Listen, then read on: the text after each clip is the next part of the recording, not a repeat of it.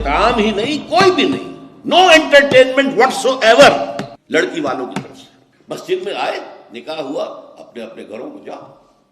इसका नतीजा क्या निकला कि जिसे आप जंज कहते हैं, बारात, उसका तसव्वुर जीरो हो गया। इस्लाम में बारात का कोई तसव्वुर, सेहराबंदी की कोई तकलीफ नहीं, हिंदुआना तकलीबात है। बारात के लिए अरबी में कोई लफ्ज ही नहीं है, यह भी हिंदुआना तसव्वुर है।